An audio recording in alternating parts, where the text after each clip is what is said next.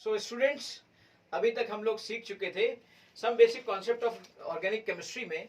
आपने IUPAC समझ ली, nomenclature समझ लिया, क्लासिफिकेशन समझ लिया, और इसके बाद आपने आइसोमेरिज्म में हर तरह की आइसोमेरिज्म को समझ लिया। Now we are going to discuss about general organic chemistry. General organic chemistry का डिस्कशन करने जा रहे हैं हम लोग। जनरल ऑर्गेनिक केमिस्ट्री में हम लोग इसके बाद हम डिस्कस करेंगे मैकेनिज्म का, कि मैकेनिज्म कितने तरह की होती हैं, कैसे होती हैं, और कहाँ किस जगह पे अप्लाइड होती हैं। जनरल ऑर्गेनिक केमिस्ट्री के बारे में आप समझिएगा। जरा मैं थोड़ा सा बेसिक दूं आपको कि अगर कोई रिएक्शन हो रही है तो रिएक्शन में होने पर जो सबसे पहले जो रिएक्टेंट्स होते हैं उनको एक साथ जो रिएक्ट लिया जाता है वो सबस्ट्रेट कहलाते हैं बेटा। फिर ये सबस्ट्रेट किसी की मौजूदगी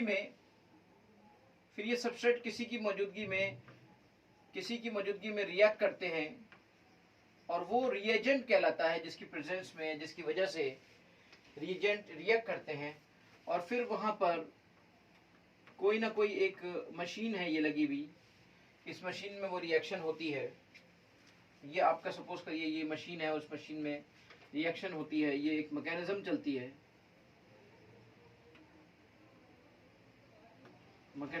है, और उसके बाद आपका प्रोडक्ट बनता है। या यूं कह लीजिए कि यहां पर बीच में इंटरमीडिएट्स बनते हैं।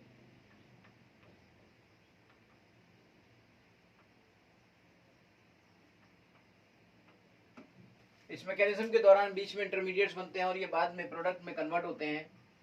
इसका मतलब ये हुआ कि अगर मैं पूरी ऑर्गेनिक केमिस्ट्री की रिएक्शन की मैकेनिज्म को समझना चाहता हूं तो मुझे सबसे पहले ये समझना पड़ेगा, तो स्टडी करनी पड़ेगी, मुझे सबस्ट्रेट की स्टडी करनी पड़ेगी, रिएजेंट की स्टडी करनी पड़ेगी, इंटरमीडिएट्स की स्टडी करनी पड़ेगी, और या ट्रांजिशन स्टेट्स होती हैं, यहां पर इंटरमीडिएट्स होते हैं या ट्रांजिशन स्टेट्स होती हैं। तो ये आपका ट्रांजिशन स्टेट होती है, इंटरमीडिएट्स होते हैं। अब सबस्ट्रेट की स्टडी सबस्ट्रेट की करनी पड़ेगी, स्टडी ऑफ सबस्ट्रेट।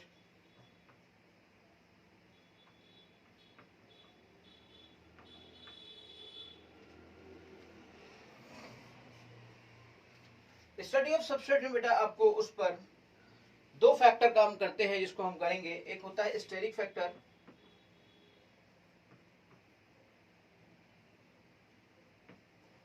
जो कि मास पर डिपेंड करता है, और एक होता है आपका इलेक्ट्रॉनिक फैक्टर,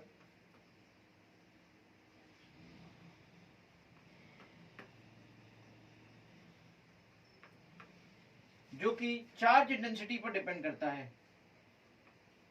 या चार्ज डेंसिटी कह दें या चार्ज कह दें, चार्ज डेंसिटी पर डिपेंड करता है। तो याद रखिएगा ये दोनों फैक्टर बहुत मायने रखते हैं। इलेक्ट्रॉनिक फैक्टर को अगर मैं डिस्कस करूं तो इलेक्ट्रॉनिक फैक्टर में हमारी चीजें आती हैं। इलेक्ट्रॉनिक फैक्टर को कैसे कैसे डिस्कस कर सकते हैं? इंडक्टिव इफेक्ट से,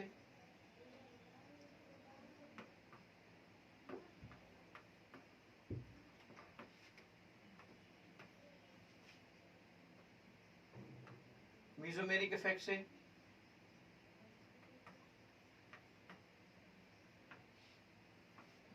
इलेक्ट्रोमेरिक इफेक्ट से,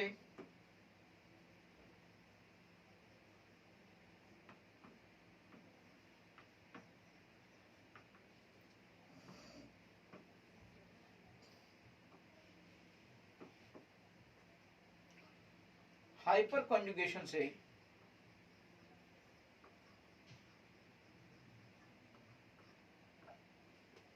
हाइपर कॉन्जुगेशन से हम इसको इफेक्ट डाल सकते हैं। मेसोमेरिक इफेक्ट से इस पर प्रभाव डालते हैं। इंडक्टिव इफेक्ट हमारा हो सकता है, इलेक्ट्रोमेरिक इफेक्ट हो सकता है। बेटा आपको मैं बताऊं कि ये जो आपका इंडक्टिव इफेक्ट है ये परमानेंट इफेक्ट है। मेसोमेरिक इफेक्ट आपका परमानेंट इफेक्ट है, लेकिन ये जो इलेक्ट्रोमेरिक इफेक्ट है ना, ये आपका टेम्परेरी इफेक्ट है। हाइपर कॉन्जुगेशन आपका परमानेंट इफेक्ट है। तो जो आपके इलेक्ट्रॉनिक फैक्टर में जो इफेक्ट काम करते हैं उनमें से कुछ फैक्टर या कुछ इफेक्ट आपके परमानेंट होते हैं और कुछ इफेक्ट आपके टेम्परेरी होते हैं बेटा।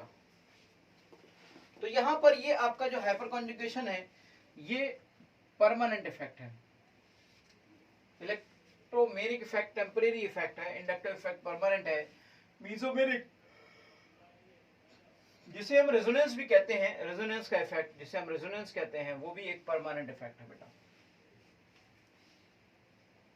रिएजेंट्स की बात करें तो रिएजेंट्स में किन किन की स्टडी करोगे आप, रिएजेंट्स की स्टडी की बात करी जाए तो रिएजेंट्स में हम स्टडी करेंगे इलेक्ट्रोफाइल की और दूसरा न्यूक्लियोफाइल की, इनकी सारी वैरायटी समझेंगे। इंटरमीडिएट्स में अगर बात की जाए कि इंटरमीडिएट्स में किन किन की स्टडी करोगे भाई, तो इंटरमीडिएट्स में स्टडी की जाएगी कार्बोकैटायन की,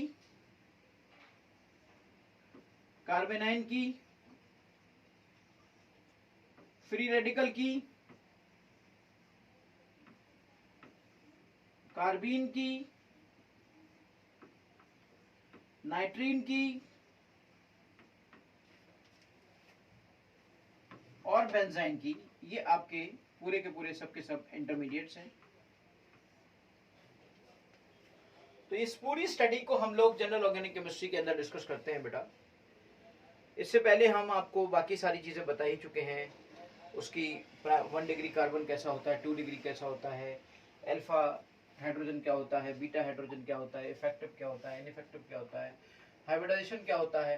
थोड़ी छोटी बातें फिर से मैं एक बार से रिवाइज करा रहा हूँ। इन सबको करने से पहले कार्बन अगर अपने चारों तरफ 4 सिग्मा बॉन्ड बनाता है तो उसका हाइब्रिडाइजेशन sp3 होता है। कार्बन अपने चारों तरफ अगर एक डबल और ये आपके 3 सिग्मा बॉन्ड बनाता है तो उसका हाइब्रिडाइजेशन उस कार्बन का sp2 होता है।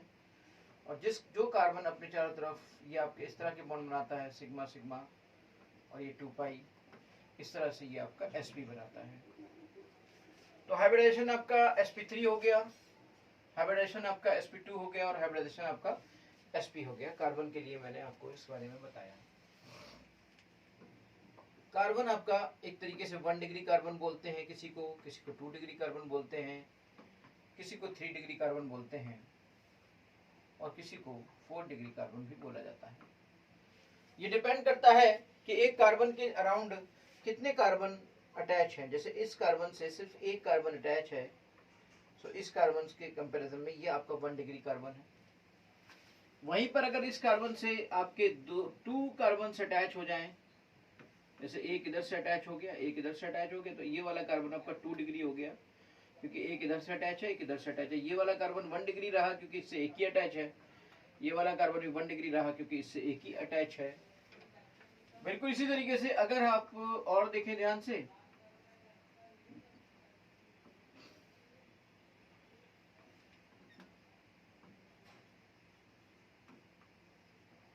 एक एग्जांपल ये ले लें, तो इस एग्जांपल में आप ध्यान से देखेंगे तो आपको देखने को मिलेगा this is your 1 degree, this is your 2 degree, क्योंकि यहां पर देखिए इस कार्बन से जुड़ा है, इस कार्बन से जुड़ा है।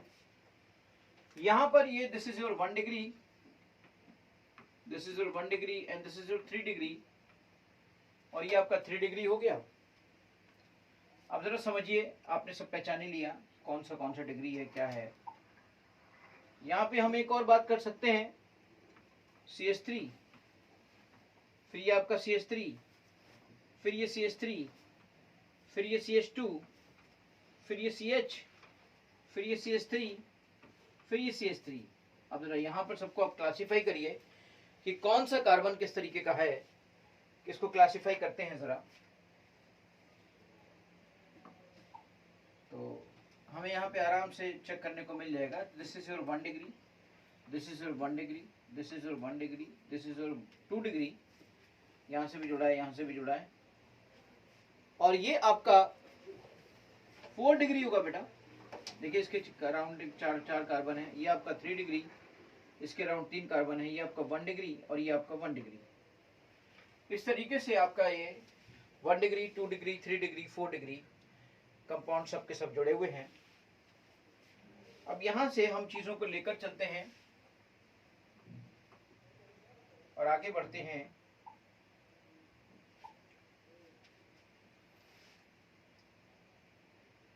1 डिग्री H क्या होगा? The hydrogen which is attached with 1 degree carbon, that is called 1 degree H. 2 degree H, 3 degree H, 3 degree carbon से जुड़ा होगा वो 3 डिग्री H. 4 डिग्री H हो ही नहीं सकता क्योंकि फिर कोई स्पेस ही नहीं बचेगा, ये होता ही नहीं है, क्योंकि 4 डिग्री कार्बन तो होता है लेकिन 4 डिग्री H नहीं हो सकता, क्योंकि जब चारों कार्बन ही लग जाएंगे तो H कहाँ लगेगा भाई, है ना. तो ये आपने देखा कि 1 डिग्री कार्बन क्या होता है, ये क्या होता है, वो क्या होता है, और 1 डिग्री H क्या होता है, 2 डिग्री H क्या होता है, 3 डिग्री H क्या होता है. फिर आप देखते हो अल्फा H, या आप कहते हो बीटा H. जैसे मान लीजिए ये आपका एक कंपाउंड है और यहां पर इस तरीके से ये आपका एक फंक्शनल ग्रुप है. This is your functional group. इस फंक्शनल ग्रुप के बाद जो पहला कार्बन होगा ना वो अल्फा कार्बन कहलाएगा, और उस पर जुड़ा हुआ H अल्फा H कहलाएगा. This will be called as alpha H. यहाँ पे 2 अल्फा H है. फिर ये बीटा कार्बन कहलाएगा और ये गामा कार्बन कहलाएगा. तो इस पे जुड़ा हुआ H बीटा हाइड्रोजन कहलाएगा और इस पे जुड़ा हुआ H गामा हाइड्रोजन कहलाएगा. सो जिस तरह का कार्बन उस तरह का H. तो आपने समझा अल्फा बीटा गामा H क्या होते हैं. याद रखिएगा अल्फा H को एसिडिक H माना जाता है. अल्फा H को हम नॉर्मली एसिडिक H भी बोलते हैं because this H can be removed as easily as H+. और सबसे पहले बेस इसको निकालने आता है क्योंकि बेस आपका OH- है या भी कोई भी दूसरा न्यूक्लियोफाइल है. तो ये आपका alpha H beta carbon gamma carbon. Electronegativity की अगर मैं बात करूं तो that carbon which is sp hybridized, इसकी इलेक्ट्रोनेगेटिविटी उस कार्बन से जो sp2 हाइब्रिडाइज्ड है और इसकी इलेक्ट्रोनेगेटिविटी उस कार्बन से जो कि sp3 हाइब्रिडाइज्ड है. सबसे ज्यादा इलेक्ट्रोनेगेटिविटी sp कार्बन की होगी, उसके बाद sp2 कार्बन की होगी, उसके बाद sp3 कार्बन की होगी. ठीक है.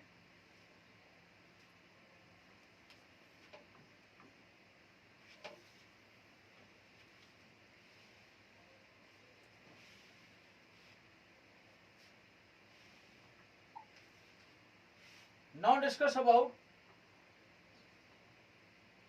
Electromeric effect. इलेक्ट्रोमेरिक इफेक्ट बेटा एक टेम्परेरी इफेक्ट है.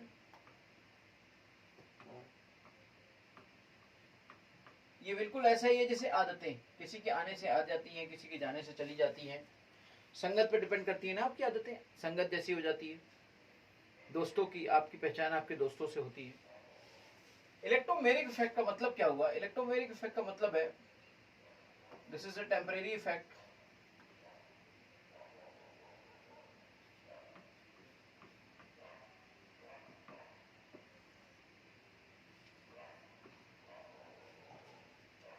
अब टेम्परेरी इफेक्ट में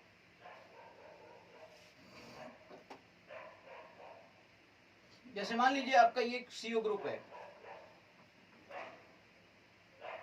और कोई यहां पर न्यूक्लियोफाइल है आपका, ये HCl से आपको एक Cn- मिल गया.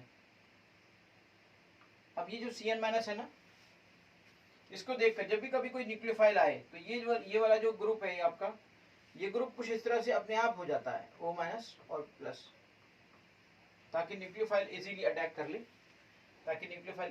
कर ले. और अगर ये न्यूक्लियोफाइल चला जाता है यहां से, मान लीजिए, और अगर ये न्यूक्लियोफाइल यहां से हट जाता और न्यूक्लियोफाइल को आप यहां से हटा देते, जैसे मान लीजिए आपका O- C+ है और न्यूक्लियोफाइल आपका यहां से हट जाता, यूज हो जाता, माइनस लिख दिया मैंने यानी कि सब्ट्रैक्ट कर दिया, तो ये फिर से आपका उसी फॉर्म में आपको दिखाई देता जैसा कि पहले था. तो इसका मतलब क्या हुआ? इट मीन्स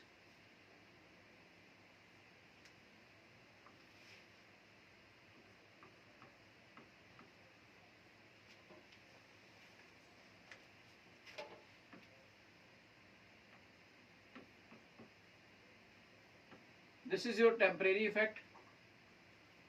तो ये आपका एक टेम्परेरी इफेक्ट आ जाता, इसे हम इस टेम्परेरी इफेक्ट कहेंगे बेटा। This is called temporary effect.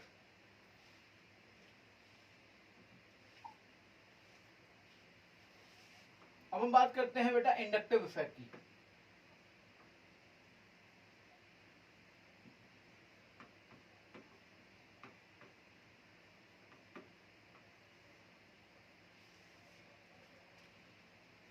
Inductive effect क्या होता है जरा समझिएगा।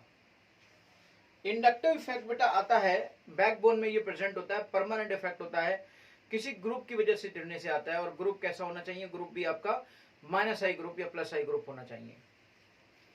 ड्यू टू इंडक्शन, जैसे मान लीजिए कोई चेन है आपकी, सपोज करिए ये कार्बन की चेन है आपकी, और इस कार्बन की चेन के साथ कोई ग्रुप लग गया है, तो इस ग्रुप का इफेक्ट सबसे ज्यादा पहले कार्बन पर आएगा, उसके बाद दूसरे कार्बन पर आएगा, और इसके बाद तीसरे कार्बन पर आएगा। इंडक्टिव इफेक्ट का इफेक्ट बेटा इस तीसरे नंबर के बाद चौथे कार्बन पर या पांचवें पर या छठे पर नेग्लेक्ट कर दिया जाता है, उसका इफेक्ट फिर नेग्लेक्ट कर दिया जाता है।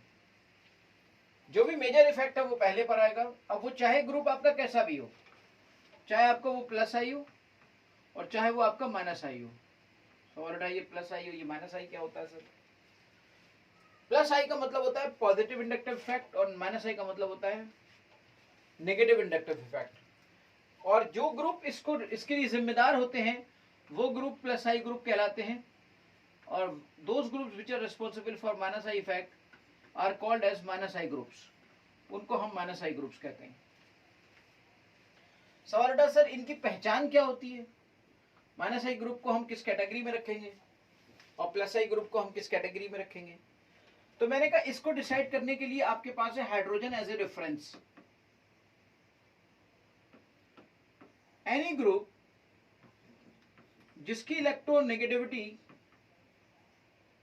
हाइड्रोजन की इलेक्ट्रोनेगेटिविटी से ज्यादा है, that will come in the category of minus I group, वो आपका माइनस आई ग्रुप की कैटेगरी में आ सकता है। लेकिन जिसकी इलेक्ट्रोनेगेटिविटी हाइड्रोजन की इलेक्ट्रोनेगेटिविटी से कम है, that will come in the category of plus I group, वो आपके प्लस आई ग्रुप की कैटेगरी में आएंगे बेटा।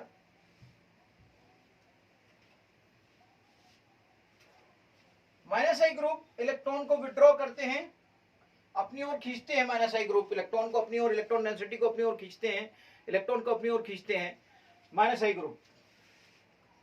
तो माइनस आई ग्रुप है, इसलिए उनको इलेक्ट्रॉन विड्रॉइंग ग्रुप भी कहा जाता है।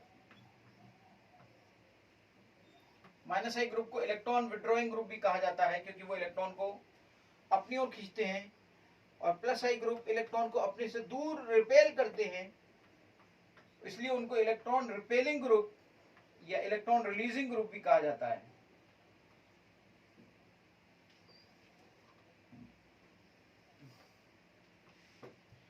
अब ये चीज मैंने आपको सब बता दी, लेकिन बिना एग्जांपल के ये चीजें और क्लियर नहीं हो पाएंगी जब तक कि आपको एक बहुत अच्छा सा एग्जांपल इसमें नहीं मिलेगा।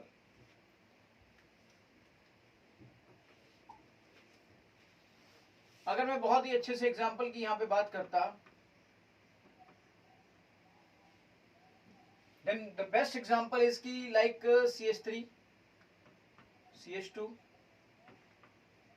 CH2, और यहाँ पे सपोज करिए आप कोई ऐसा ग्रुप ले लेते हो, like if you are taking like halogen, कोई F ले लिया आपने, Cl ले लिया, Br ले लिया, व्हाटएवर यू आर टेकिंग। तो देखिए ये हैलोजन है, हैलोजन की इलेक्ट्रोनेगेटिविटी ऑब्वियसली इससे ज्यादा होती है, तो ये इलेक्ट्रॉन डेंसिटी को अपनी ओर पुल कर लेगा, यानी इलेक्ट्रॉन डेंसिटी इसकी तरफ आ रही है ना, तो इसकी तरफ इलेक्ट्रॉन डेंसिटी ये अपनी ओर पुल कर रहा है, इलेक्ट्रॉन डेंसिटी इसकी तरफ आ रही है। देखिए इलेक्ट्रॉन डेंसिटी इसकी तरफ आ रही है, इस एरो की डायरेक्शन है इसकी तरफ, यानी कि इलेक्ट्रॉन डेंसिटी इसके पास आ रही है। तो सबसे ज्यादा इलेक्ट्रॉन डेंसिटी नंबर 1 का कार्बन इसको देगा, यानी माइनस वाई का इफेक्ट सबसे ज्यादा इसके साथ पड़ेगा क्योंकि डिस्टेंस सबसे कम है। जैसे जैसे डिस्टेंस बढ़ती जाती है 3 पे बिल्कुल मिनिमम हो जाता है और 3 के बाद नेग्लेक्ट मान लिया जाता है।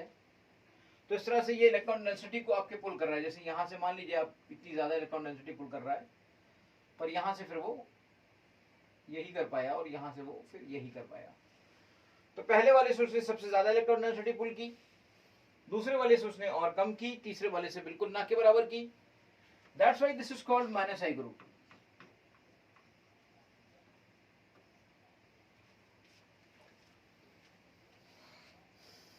अब मान लीजिए कोई आपका कार्बोकेटाइन है और ये आपके ग्रुप लगे हुए हैं। One group is this is सवाल उठाइए प्लस आई ग्रुप और माइनस आई ग्रुप के एग्जांपल कुछ दे दीजिए सर। वहीं पे दे देते तो अच्छा रहता, अभी और दे देता हूं मैं।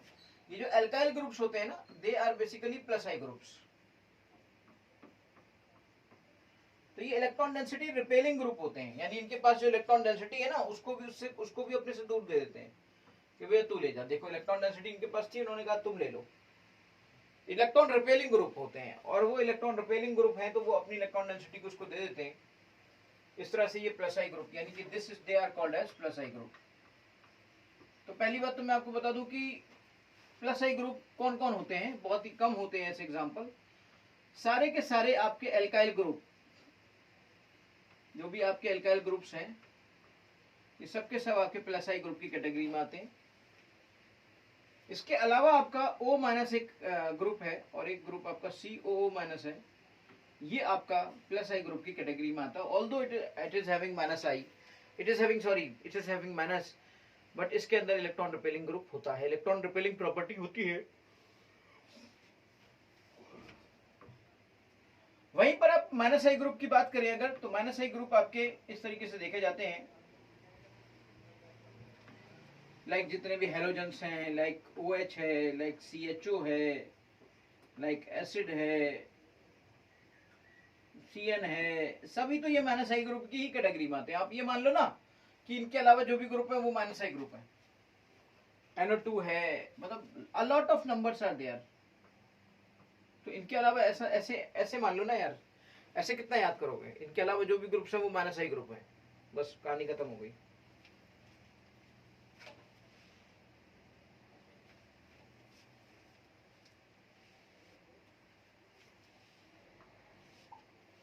अब सवाल उठता है application of plus I group and minus I effect, application of plus I effect and minus I effect. Inductive effect का एप्लीकेशन समझते हैं हम कि इंडक्टिव इफेक्ट कैसे क्या करता है। तो मैं आपको बताता जा रहा हूं स्टेबिलिटी ऑफ कार्बोकेटाइन के लिए क्या करता है, कैसे करता है।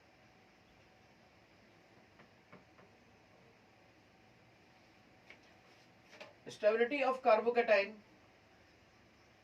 सीधे सीधे आपको फॉर्मूले दे रहा हूं, directly proportional to the stability of carbocation directly proportional to the plus I effect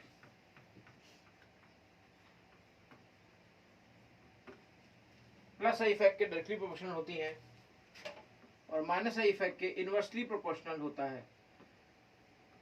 जो जैसा होता है वैसे को सपोर्ट करता है। कार्बोकेटाइन बेटा प्लस होता है तो प्लस आई इफेक्ट उसे सपोर्ट कर रहा है और माइनस आई इफेक्ट उसको अपोज कर रहा है। तो जो जैसा होता है वैसे को सपोर्ट करता है, होगा ना, यादव यादव सपोर्ट करता है, मुस्लिम मुस्लिम को सपोर्ट करता है या नहीं,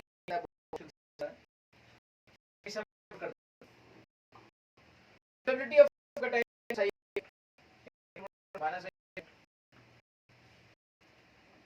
stability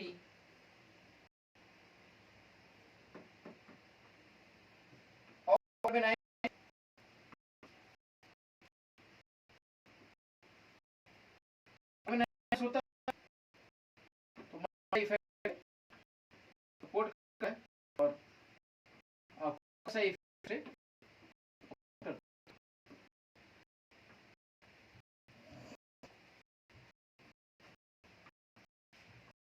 step of free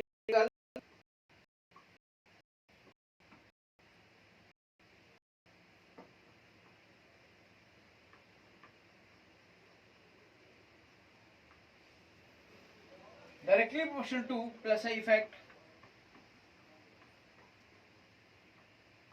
and inversely proportional to minus I effect, और ये माइनस आई इफेक्ट के इनवर्सली प्रोपोर्शनल होता है और ये डायरेक्टली प्रोपोर्शनल होता है।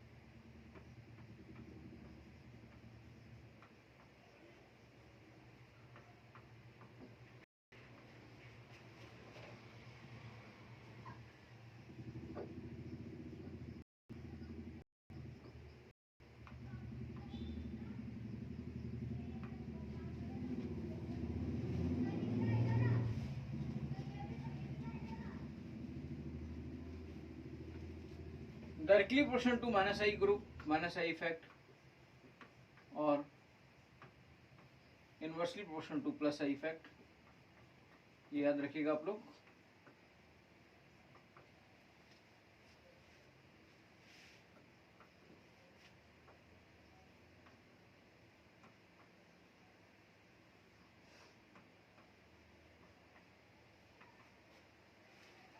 Acidity of alcohol directly proportional to minus I effect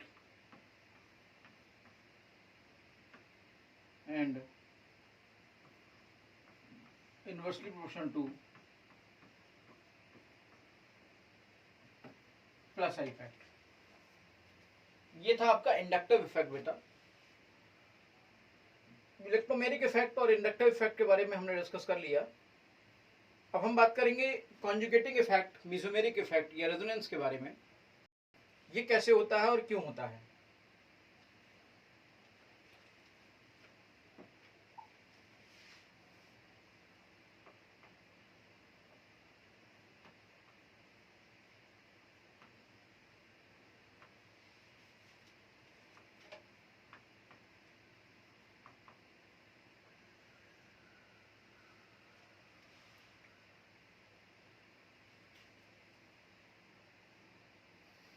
mesomeric effect और रेजोनेंस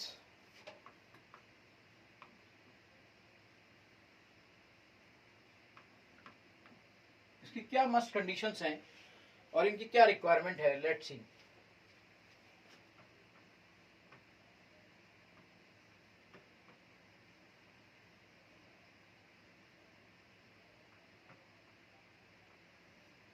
पहली मस्ट कंडीशन क्या है? First must condition is this कि यहां पर सबसे पहली बात कॉन्जुगेशन होना चाहिए। दूसरी बात molecule should be planar, molecule planar होना चाहिए। And the third thing is follow octet rule.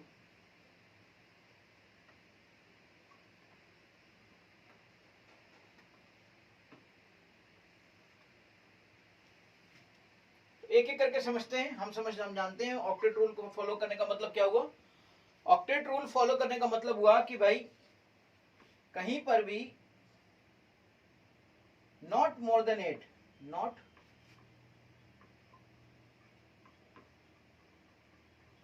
More than 8 से कहीं ना हो जाए। प्लेनर का मतलब ये हुआ कि जो हाइब्रिडाइजेशन है वो आपका ज्यादातर sp2 आए ताकि उससे वो चीज प्लेनर बन जाए, क्योंकि जो sp2 हाइब्रिडाइजेशन होता है वो प्लेनर ट्रायगोनल प्लेनर ज्योमेट्री को क्रिएट करता है। अब सवाल उठता है कि कॉन्जुगेशन क्या है भाई।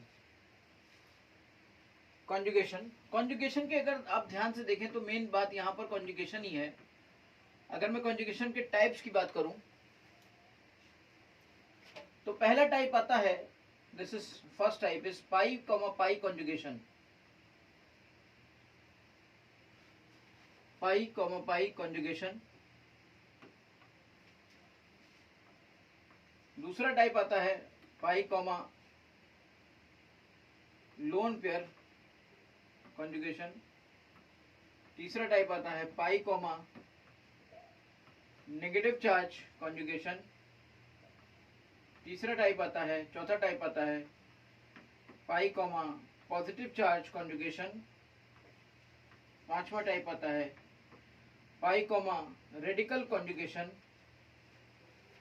इतने तरह के टाइप होते हैं। सवाल इस बात का उठता है कि इतने तो आपने टाइप बता दिए, पर ये तो बता दो ये होता क्या है। कुछ नहीं होता है, ये बहुत ही आसान चीज है। पाई कॉमा पाई कॉन्जुगेशन का मतलब है पाई और पाई का अल्टरनेट पोजीशन पे होना। पाई कॉमा लोन पेयर का कॉन्जुगेशन का मतलब है पाई और लोन पेयर का अल्टरनेट पोजीशन पे होना। पाई कॉमा नेगेटिव चार्ज का मतलब है पाई और नेगेटिव चार्ज का अल्टरनेट पोजीशन पे होना। पाई कॉमा पॉजिटिव चार्ज का मतलब है पाई और पॉजिटिव चार्ज का अल्टरनेट पोजीशन पे होना।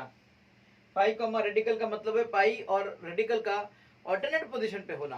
कितना आसान है।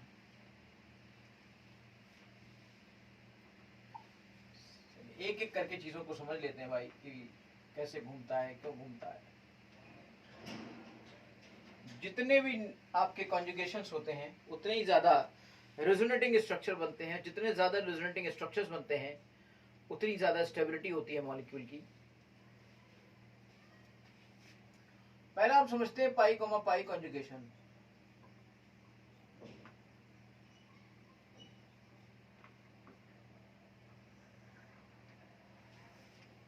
पाई कॉमा पाई कॉन्जुगेशन का कॉन्सेप्ट क्या आता है, लेट्स सी।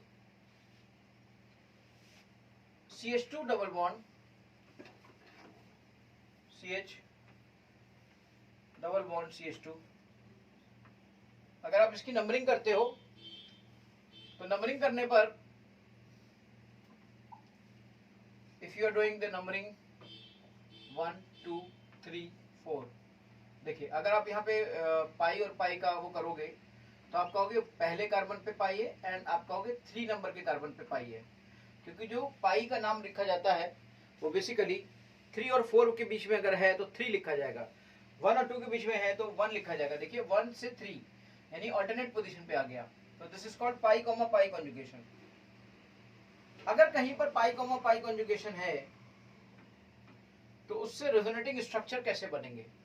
यहाँ पे नंबर ऑफ कॉन्जुगेशन अगर 2 है यानी कि कॉन्जुगेट पोजीशंस अगर 2 है तो रेजोनेटिंग स्ट्रक्चर्स भी 2 बनेंगे। रेजोनेटिंग स्ट्रक्चर्स भी 2 बनेंगे। और इस तरीके से अगर आप यहाँ पे ध्यान देखें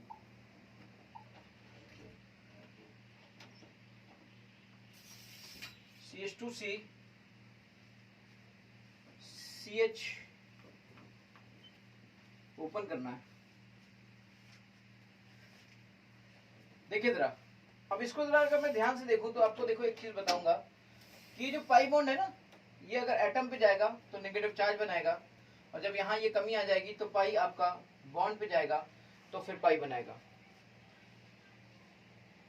इसका मतलब ये हुआ दैट्स सो हम इस तरीके से बोल सकते हैं कि भाई आपका ये CH2 प्लस आ गया, ये देखिए यहाँ सिंगल बॉन्ड हो गया, यहाँ पे ये फिर एटम पे बॉन्ड पे आया। पाई अगर बॉन्ड पे आता है तो पाई बनाता है और पाई अगर एटम पे जाता है तो नेगेटिव चार्ज बनाता है। इस तरीके से they both are conjugating structure, both are resonating structures. बाकी के दोनों आपके रेजोनेटिंग स्ट्रक्चर्स हैं। तो पाई कॉमा नेगेटिव चार्ज और पाई कॉमा पाई कॉन्जुगेशन। एक बात यहाँ पे हमने नोट की कि पाई अगर बॉन्ड पे जाता है, pi if come on the bond, pi अगर बॉन्ड पे आता है तो पाई बनाता है और पाई अगर एटम पे आता है तो नेगेटिव चार्ज बनाता है। याद रखिएगा इस बात को। नेगेटिव चार्ज अगर बॉन्ड पे आता है तो पाई बनाता है,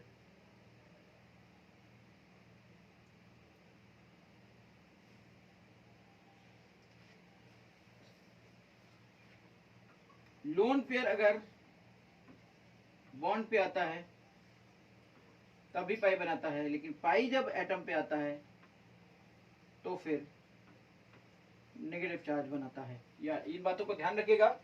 पाई अगर बॉन्ड पर आएगा, जैसे यहां पर पाई घूमा और घूमकर बॉन्ड पर आया, तो इसका मतलब फिर से पाई बनाएगा। पाई अगर एटम पे आएगा तो नेगेटिव चार्ज बनाएगा। नेगेटिव चार्ज अगर बॉन्ड पे जाएगा, जैसे ये अगर मैं ऐसे घुमा देता यहां पर ऐसे और यहां पर ऐसे, तो नेगेटिव चार्ज अगर बॉन्ड पे जाएगा तो पाई बनाएगा। लोन पेयर अगर बॉन्ड पे जाएगा तब भी पाई बनाएगा। ठीक है, एक एक करके हम इन चीजों का यूज करेंगे। ये सारी बातें, सारे पॉइंट्स आपके काम आने वाले हैं बहुत अच्छे से। पाई कॉमा पाई कॉन्जुगेशन,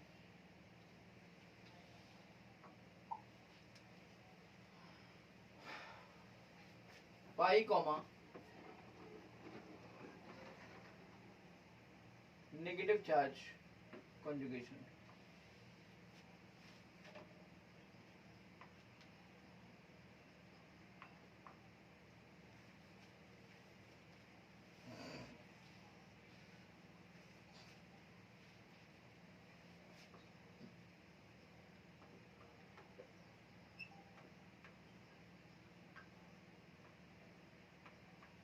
ये देखिए आप पहली पोजीशन पे आपका 1 2 3 तीन नंबर पे नेगेटिव चार्ज है और पहले नंबर पे पाई है। तो if pi having 1 number and negative charge having 3 number, so obviously they are in conjugation.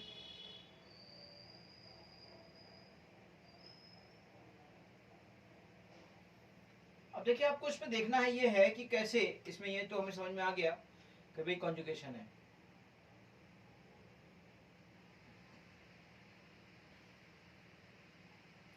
अब देखना हमें ये है कि यहां पर ये प्लेनर है कि नहीं है।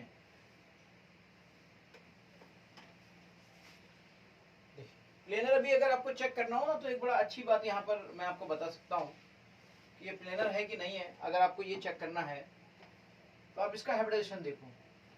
इसका हाइब्रिडाइजेशन आपको sp2 मिलेगा, इसका भी हाइब्रिडाइजेशन आपको sp2 मिलेगा। पर इसको अगर आप देखोगे ना ध्यान से, तो आपको लगेगा ये sp3 है, पर एक्चुअली ये sp3 नहीं होगा, ये होगा sp2 ही। रीजन क्या है कि जो भी नेगेटिव चार्ज या लोन पेयर रेजोनेंस में चला जाता है वो हाइब्रिडाइजेशन में काउंट नहीं होता। याद रखिएगा, यहां से मैं एक बार फिर से बोल रहा हूं कि एनी नेगेटिव चार्ज और lone pair which participate in resonance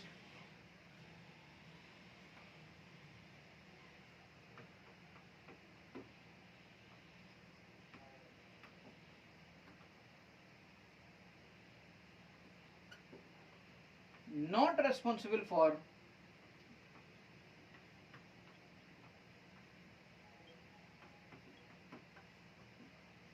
hybridization.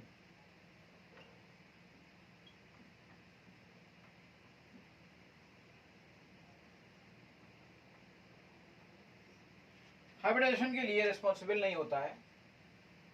अब ये यहां आ गया तो ये हाइब्रिडाइजेशन के लिए रिस्पॉन्सिबल नहीं होगा, क्योंकि बेसिकली हुआ क्या, हुआ ये कि देखो अब ये कैसे घूमेगा, ये नेगेटिव चार्ज बॉन्ड पे जाएगा तो पाई बनेगा, और पाई जब एटम पे आएगा तो नेगेटिव चार्ज बनेगा। यानी इसका जो रेजोनेटिंग स्ट्रक्चर बनेगा वो कुछ इस तरह से बनेगा बेटा।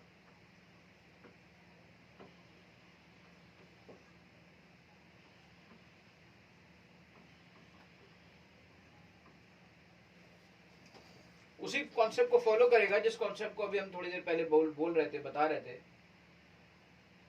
है ना। अब ये negative charge because it is taken in resonance, so it will not responsible for the hybridization.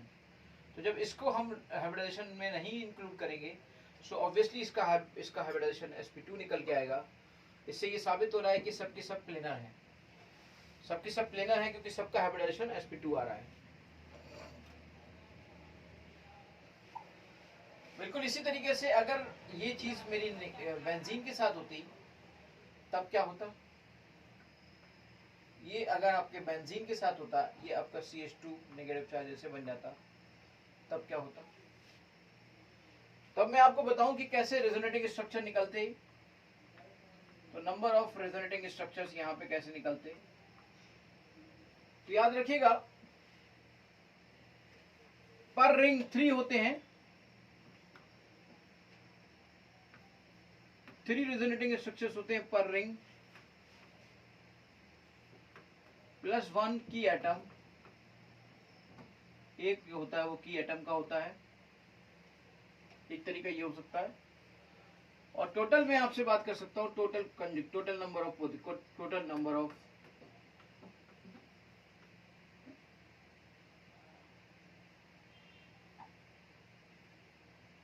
Conjugate positions, total या तो कंजुगेट पोजीशंस देख लो। अब यहाँ पे देखो 1 2 3 तो ये हो गई और 3 के साथ ये फोर्थ, यानी 4 कंजुगेट पोजीशंस हो गई, तो 4 रेजोनेटिंग स्ट्रक्चर्स हो गए। ऐसे देख लो, या अगर बिना बताए मैं बता रहा हूं, बिना बताए आप कैसे बताओगे कि बिना बताए बताओगे कि भाई कितने यहाँ पर रेजोनेटिंग स्ट्रक्चर बनेंगे। या तो ये 3 रिंग की वजह से हुए और एक की एटम की वजह से हुआ, so it will be called as कि इसके रेजोनेटिंग स्ट्रक्चर्स आपके 4 होंगे। चलिए अब इनको बनाकर देखते हैं हम लोग। Let's make them.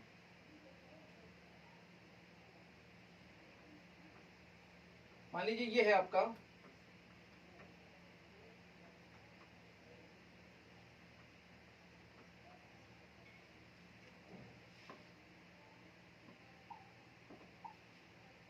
ये आपका यूं आएगा और ये आपका यूं आएगा, इस तरीके से आपका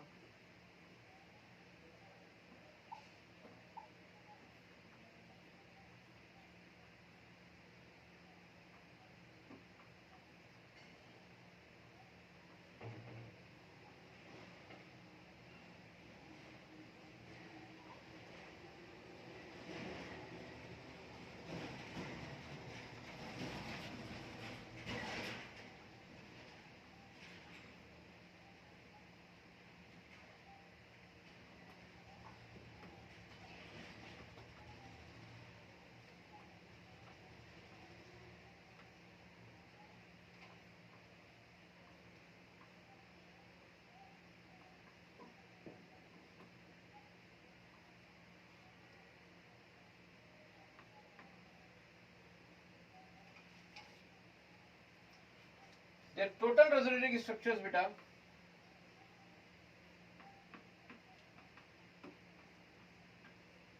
4 आएंगे। टोटल रेजोनेटिंग स्ट्रक्चर्स आपके 4 आएंगे। कोई अगर मुझसे कह देता इसमें टोटल रेजोनेटिंग स्ट्रक्चर्स कितने होंगे,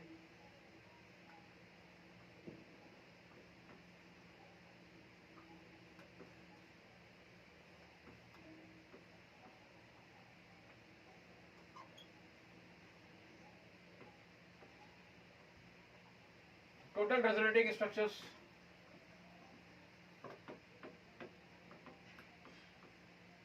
336 + 1 7, और अगर यहीं पर आप इसकी बात कर लेते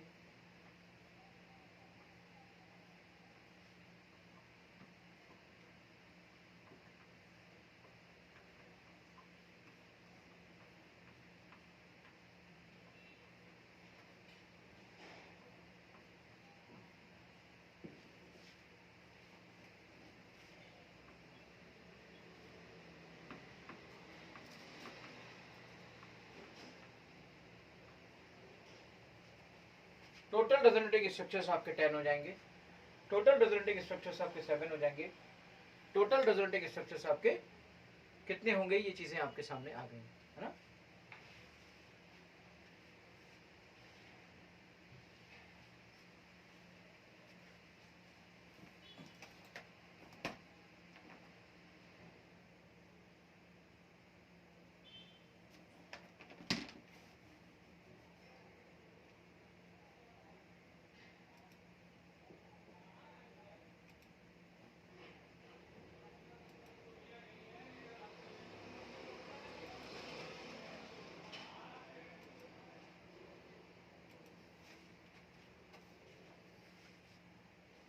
चलिए इसके बाद हम लोग बात करते हैं पाई कॉमा लोन पेयर कॉन्जुगेशन की।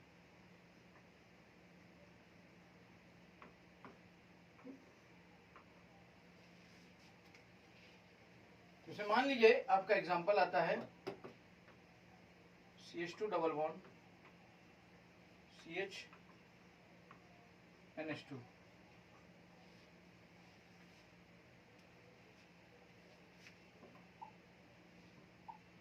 तो ये लोन पेयर आपका इस तरीके से मूव कर गया और ये इस तरीके से मूव कर गया। इस तरीके से ये आपका CH2 माइनस हो गया और ये आपका CH और ये आपका NH2 और ये आपका प्लस हो गया।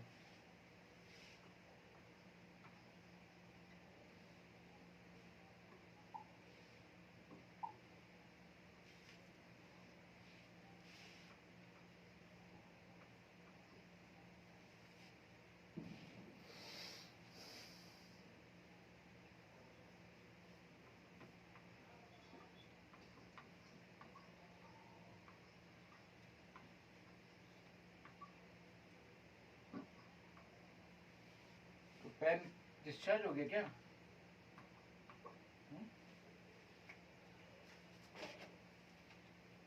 चलिए बेटा अभी तक का यहाँ का रिवाइज करिए। 1 मिनट के अंदर मैं आपको दोबारा से इन चीजों को डिस्कस करता हूँ।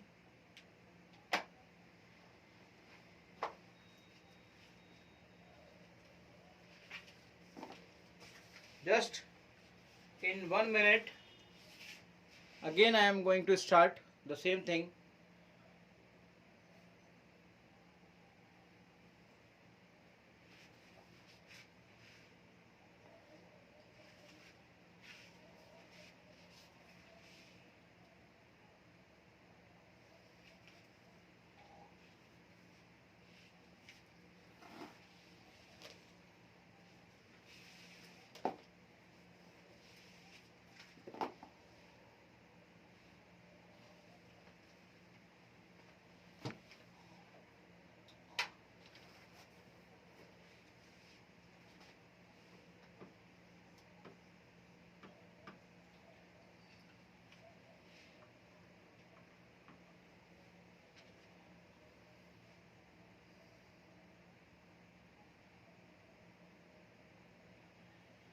अब इसको अगर आप कन्वर्ट करना चाहते हो, इसके रेजोनेटिंग स्ट्रक्चर बनाना चाहते हो बेटा, देखिए लोन पेयर आप घूमेगा जब तो बॉन्ड पे आएगा तो पाई बनाएगा और पाई जब एटम पे आएगा तो नेगेटिव चार्ज बनाएगा। तो इस तरीके से ये देखिए आपका ये नेगेटिव चार्ज बन जाएगा और यहाँ ये जब घूमेगा तो ये बॉन्ड पे आएगा, बॉन्ड पे आएगा तो इस तरीके से बनाएगा तो यहाँ पर एक प्लस जनरेट हो जाएगा। और ये तो पहले से 2 लोन पेयर होते थे ना, यहाँ पर सिर्फ एक ही होता था। आप ये देख रहे हैं ना कि यहाँ एक लोन पेयर है तो वो पार्टिसिपेट कर रहा है, यहाँ 2 है लेकिन पार्टिसिपेट एक ही कर रहा है। अगर मैं एक और ऐसा एग्जांपल ले लूं कि जहां पे 3 हो लेकिन पार्टिसिपेट याद रखिएगा एक ही करेगा, जैसे हेलोजन का एग्जांपल ले लूं मैं, और इसमें अगर मैं कराऊं और ये इस तरीके से घुमाऊं और इसे इस तरीके से घुमाऊं तो ये बनेगा मेरा CH2 माइनस, ये बनेगा ये और ये बनेगा X प्लस।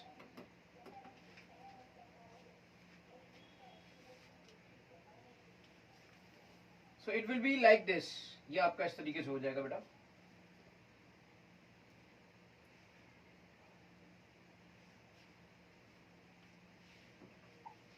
मान लीजिए इसे आप ऑर्गेनिक में इस तरीके से एरोमेटिक के साथ करना चाहते हो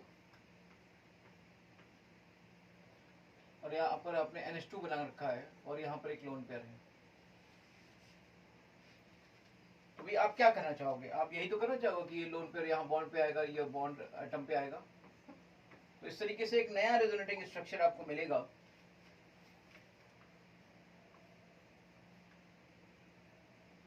कितने मिल गए? 4 मिलेंगे। इसमें तो कुछ देखने की और समझने की जरूरत ही नहीं है, तो आपको पता ही है। फिर ये नेगेटिव बेटा बॉन्ड पे जाएगा और बॉन्ड आपका एटम पे आएगा, फिर उसी तरीके से कॉन्सेप्ट आएगा और उसी तरीके से चीजें बनेंगी।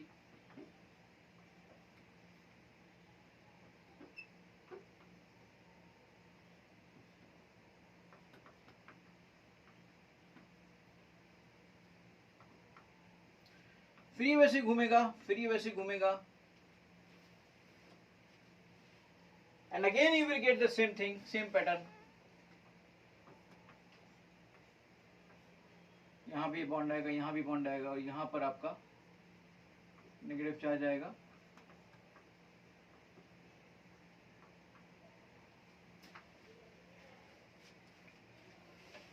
बिल्कुल ऐसे ही आप ऑक्सीजन वाले फिनॉल के केस को भी देख सकते थे। ये आपका एनिलीन था,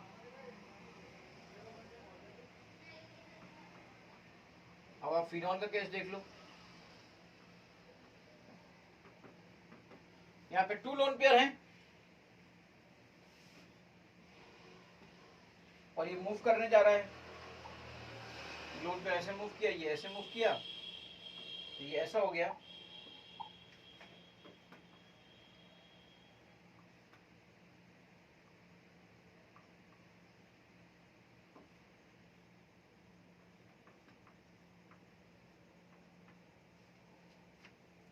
ये ऐसे मूव कर रहा है, ये ऐसे मूव कर रहा है, इस तरीके से ये आपका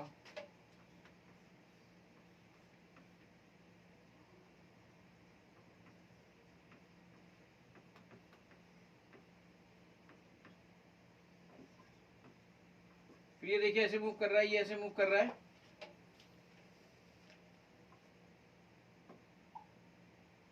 मैंने आपको एक पैटर्न बता दिया कि नेगेटिव चार्ज बॉन्ड पे जाएगा तो पाई बनाएगा, पाई जब एटम पे आएगा तो नेगेटिव चार्ज बनाएगा।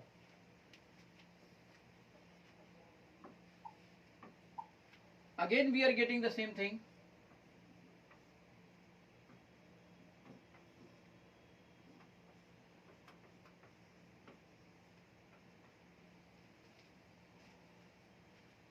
इस तरह से बेटा हम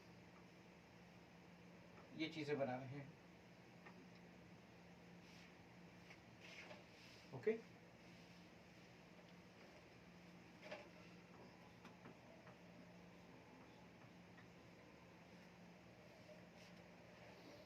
so this was pi comma lone pair.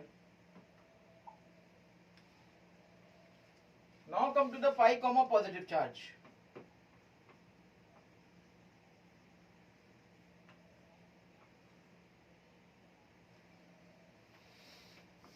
Conjugation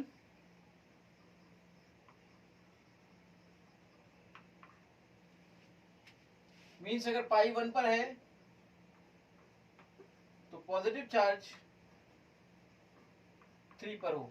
ये 1 पर है, 2 और 3।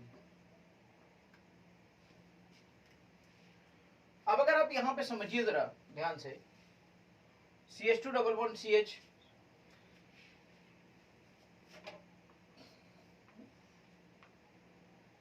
CH2 plus. अब जरा ध्यान से समझिए, याद रखिएगा पॉजिटिव चार्ज शिफ्ट होगा, पॉजिटिव चार्ज घूमेगा नहीं, पॉजिटिव चार्ज शिफ्ट होगा। पॉजिटिव चार्ज या रेडिकल शिफ्ट होते हैं, shift at alternate position, shift eight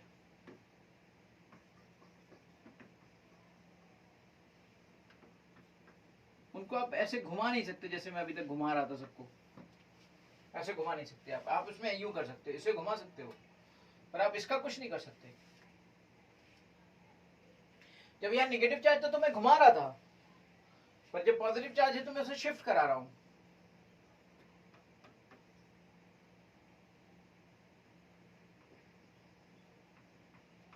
देख रहे हैं हम, ये दोनों रेजोनेटिंग स्ट्रक्चर बन गए। ये एलाइल कार्बोकेटाइन कहलाता है।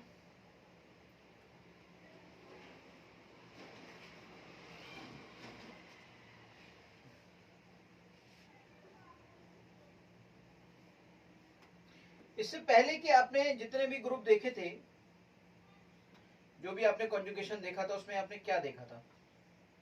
उसमें आपने देखा था कि अगर आप रिंग के साथ उन्हें जोड़ रहे थे और घुमा रहे थे, तो रिंग के साथ जब घुमा रहे थे आप, तो रिंग पर नेगेटिव चार्ज आ रहा था। देखिए रिंग पर नेगेटिव चार्ज, रिंग पर नेगेटिव चार्ज, रिंग पर नेगेटिव चार्ज, रिंग पर नेगेटिव चार्ज, रिंग पर नेगेटिव चार्ज। यहाँ देखिए रिंग पर नेगेटिव चार्ज। इससे पहले मैंने रिंग बताया तो रिंग पे नेगेटिव चार्ज आ रहा था, रिंग पे नेगेटिव चार्ज आ रहा था। जब मैंने उसको और भी खोला था तो रिंग पर नेगेटिव चार्ज, रिंग पर नेगेटिव चार्ज, इस तरह से रिंग पर नेगेटिव चार्ज आ रहा था। तो याद रखिएगा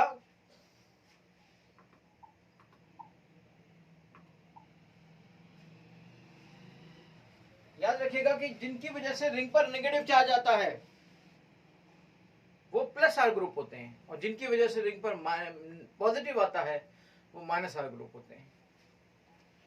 खैर वो मैं आगे चल के बताऊंगा आपको, फिलहाल मैं ये चीज नहीं बता रहा हूं, मगर एक आइडिया दे दिया मैंने आपको। अब देखिए यहां पर इसको घुमा नहीं सकते, तो घुमाएंगे कैसे? घुमाएंगे पाई को। अब पाई को घुमाएंगे तो पाई तो फिर यूं घूमेगा ना। अब देखिए बाकी सब में पाई अंदर की तरफ घूम रहा था, यहां पाई बाहर की तरफ चला गया। इससे क्या हुआ? इससे ये हुआ, ये ग्रुप आपका इलेक्ट्रॉन डेंसिटी को और कम कर गया,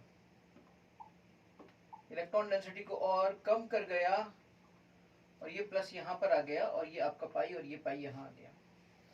फिर इसको देखिए, ये देखिए जरा, एक तरह से अगर आपको देखने को, अगर आप ध्यान से पीछे वाले स्ट्रक्चर्स को और इस वाले स्ट्रक्चर को ध्यान से देखोगे ना, तो उसमें जो रोटेशन मेरा चल रहा था वो क्लॉकवाइज चल रहा था, और यहां जो रोटेशन मेरा चल रहा है वो एंटी क्लॉकवाइज चल रहा है।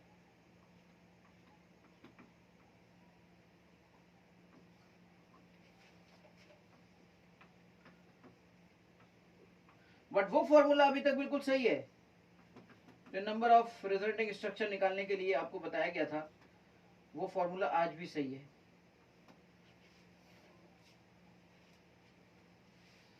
देखिए यहां पर अगर आप देखें तो 1 2 3 और एक की एटम 3 1 4, और कॉन्जुगेट पोजीशंस की बात कर ले तो 4 कॉन्जुगेट पोजीशंस है, तो 4 रिजल्टिंग स्ट्रक्चर्स आपके बने।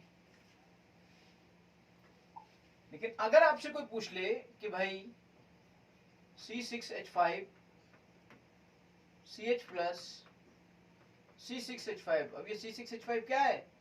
ये वही रिंग है जो आप अभी तक बना रहे थे, तो इसकी वजह से 3 3 और 1 7, 3 प्लस 1 7, ऐसे ही देखकर बता दीजिए। जितने ज्यादा रेजोनेटिंग स्ट्रक्चर उतनी ज्यादा स्टेबिलिटी। यहां पे मैं बात करता कि भाई अगर C6H5 आपके प्लस ये आता और C6H5 आपके 3 होते,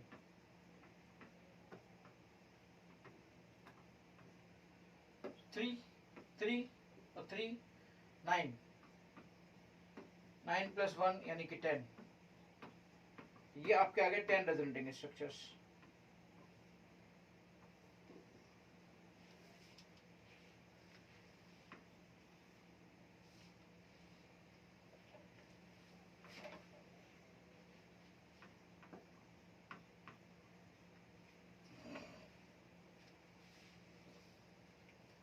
बिल्कुल इसी तरीके से कॉन्सेप्ट आएगा पाई comma radical conjugation,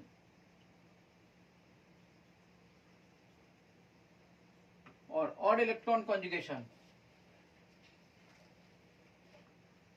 CH2 double bond CH CH2 radical, ये हो गया। और यहां से ये शिफ्ट होगा, देखो इसमें भी ऐसे ही होगा, बिल्कुल जैसे पॉजिटिव चार्ज में होता था ना, बिल्कुल सब कुछ वैसे ही होगा यहां पर भी भाई, कुछ भी अलग नहीं होना है इसमें, बिल्कुल वैसे ही होना है।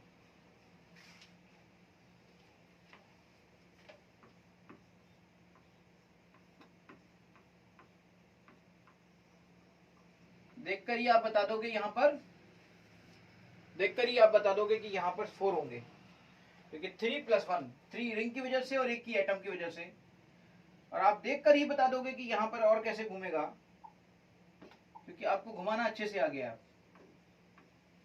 और जो घुमाना नहीं सीख पाएगा वो ऑर्गेनिक नहीं सीख पाएगा।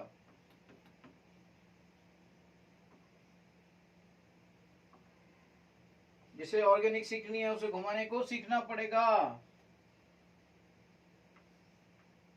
एंटी क्लॉकवाइज देखिए फिर से रोटेट कर रहा है, फिर ये आपका रेडिकल इससे हटकर यहां पर आ जाएगा, इस तरीके से ये आपका आ जाएगा, फिर ये एंटी क्लॉकवाइज आपका रोटेट करेगा, फिर वो वहां पहुंच जाएगा, फिर चौथा बन जाएगा, इस तरह से फिर 4 बन गए। मेरे पास अगर ये क्वेश्चन आता और मुझसे पूछा जाता कितने नंबर ऑफ रेजोनेटिंग स्ट्रक्चर है, या मुझसे पूछा जाता कि स्टेबिलिटी क्या है, तो मैं, मुझे लगता है आराम से बता देता C6H5 CH radical, C6H5 CH radical, number of resonating structures is equal to 3 plus 3 plus 1 7, C6H5 whole thrice C। अगर कोई ऐसे लिख दे तो समझ जाना इससे नंबर ऑफ रिजल्टिंग स्ट्रक्चर कितने मिलेंगे। 3 3 9 प्लस 1 मीन्स 10, इससे 10 मिलेंगे। Is it clear? ये था आपका पूरा की पूरा हर टाइप का कॉन्जुगेशन और उससे रिलेटेड एप्लीकेशंस कि उन एप्लीकेशंस में आपका क्या क्या आ सकता था, कैसे कैसे आ सकता था, वो सारी बातें आपके सामने हैं बेटा, वो सारी बातें आपके सामने हैं। जो जो पॉसिबिलिटीज बन सकती थी वो सब आपके सामने हैं।